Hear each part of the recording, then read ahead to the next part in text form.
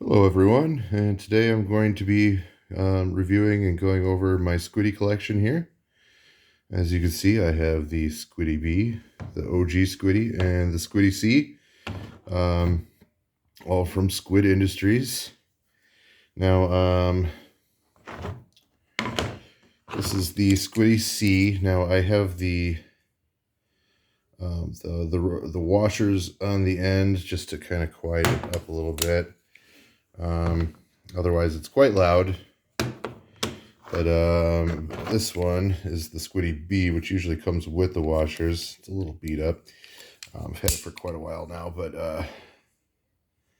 as you can see, it's it's kind of rusted and kind of beat to hell. But nice thing about these is they take a beating, and I know that. Which brings me to the next one, the Squiddy OG. I know sometimes people have had issues with the Squiddy OG specifically. Sometimes the handle will break right up here, and or else the actual blade will crack.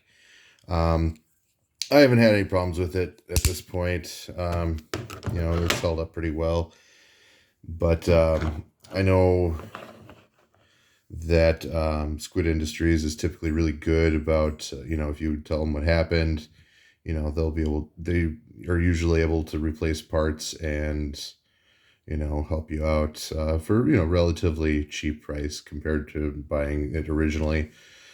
These were all around like the $50 each range. And I really like them. I think they're pretty solid build. A couple things I want to point out.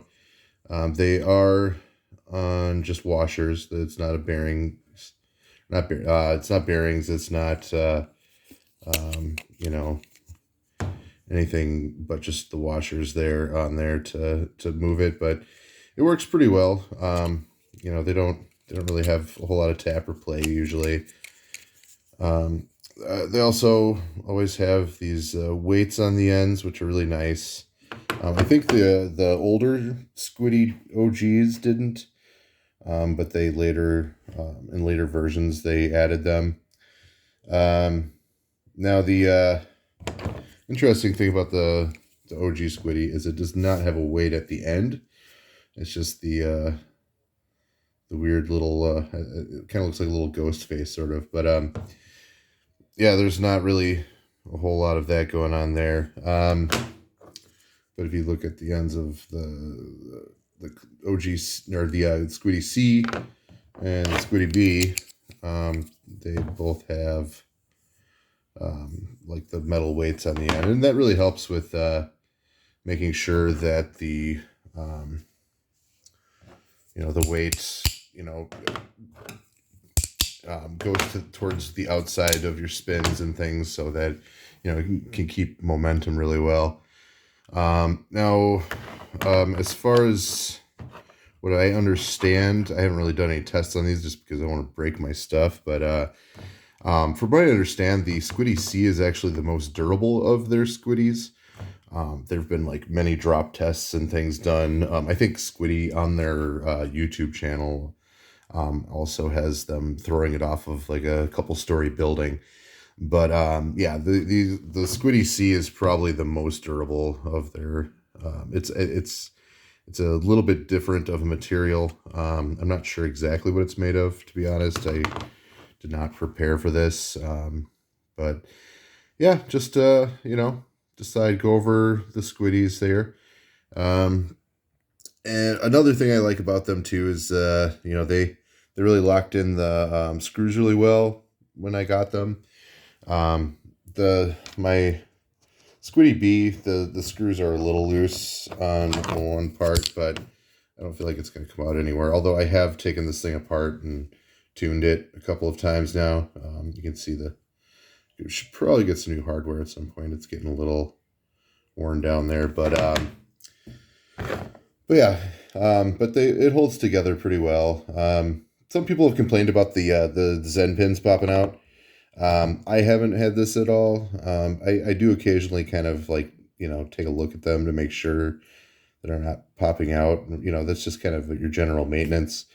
You know, you just kind of, you know, you could just even like run your fingers across them pretty briefly, and you can tell if they're starting to slide out.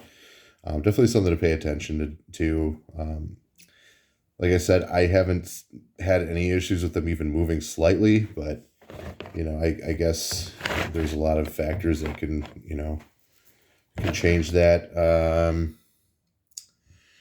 But yeah, I don't know that I have anything else to say about them. They're very fantastic for the price. You know, it's definitely my recommendation if you're new to flipping Bellasongs and, you know, you're not sure, you know, you don't want to spend a whole lot of money on it, you know, because you don't know if you're going to really pick it up or not yet. You know, I think, you know, saving up instead of getting like a cheap Amazon clone of something, you know, I think this is a really good bet.